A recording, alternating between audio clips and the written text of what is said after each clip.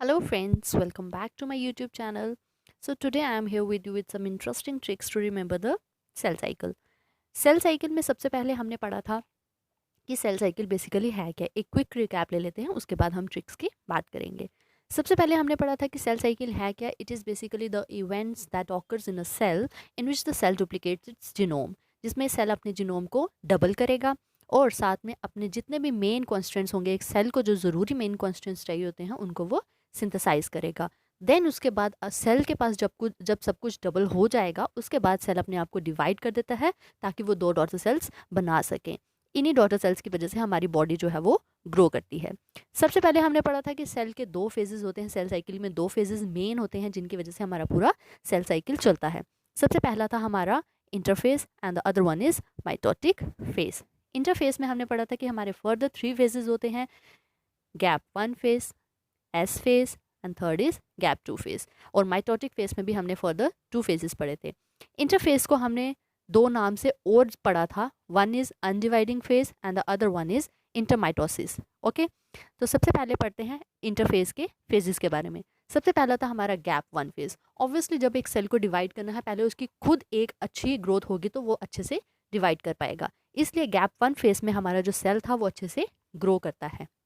Then comes our S phase. As the name indicates कि S mean synthesis, तो इसमें हमारी जितने भी सेल होंगे, सेल का जो मटेरियल होगा वो सिंथेसाइज होना शुरू हो जाएगा, जो उसके मेन कॉन्स्टेंट्स होंगे, और हमारा इसमें डीएनए भी डुप्लीकेट कर जाता है। Then comes our gap two phase. Here it is gap two phase. Gap two phase के साइज को देख के आप समझ जाओगे कि इसमें हमारा जो सेल था वो और ग्रो हो गया है। ऑब्वियसली अब सेल धीरे धीरे ग्रो करेगा ताकि उसकी अच्छे से डिवीजन हो सके और वो दो डॉटर सेल्स में कन्वर्ट हो सके। फिर इसके बाद आता था हमारा माइटोटिक फेज, जिसमें दो फेजेस आते थे, कैरियोकाइनेसिस एंड द साइटोकाइनेसिस।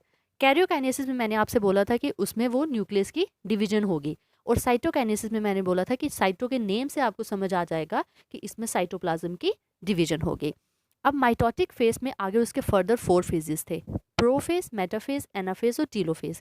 कुछ बच्चों को ये फेजेस याद करने में थोड़ी प्रॉब्लम होती है, उस वजह से हमने ट्रिक्स ढूंढी है जिसकी वजह से आपको ये इजीली रिमाइंड रहेगा।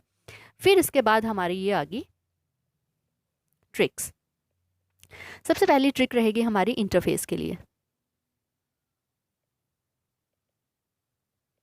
Okay, so here it is G for G1 or gap 1 phase, S for synthesis phase, G for gap 2 phase. This is the trick for the interphase. Then comes our mitotic phase. Mitotic phase की जो trick रहेगी वो रहेगी, please make another tadpole. P for prophase, P for prophase, M for metaphase, A for anaphase and T for tadpole. T for telophase. So this is the trick to remember the mitotic phases. अब थोड़ा सा picture से हम पढ़ लेते हैं कि हमने बेसिकली इन फेजेस में पढ़ा गया था। सबसे पहला था हमारा प्रोफेज। प्रोफेज में हमारा जो क्रोमोजोम था वो अब कंडेंस होना शुरू हो जाता है, क्योंकि वो उसको क्रोमेटिड सिस्टर्स बनाने हैं, क्योंकि आगे जब डॉटर सेल्स बनेंगे तो उनमें दोनों में क्रोमोजोम्स चाहिए। उसके लिए हम पहले क्रोमेटिड सिस्टर्स इसमें बनते हैं ताकि वो क्रोमेटिड सिस्टर्स दोनों सेल्स में इक्वली चले जाएँ। सबसे पहले प्रोफेज में हमारा जो न्यूक्लियोलस होता था वो डिसअपेयर होना शुरू हो जाता था, और न्यूक्लियस मेम्ब्रेन जो होती थी वो भी डिसअपेयर शुरू हो जाती थी। देन हम कम्स आर मेटाफेज। मेटाफेज में हमारे जो स्पिंडल्स होते थे वो अरेंज हो जाते थे ऑपोजिट पोल्स पे, एस्टर्स उनको ऑपोजिट पोल्स पे अरेंज कर देते थे।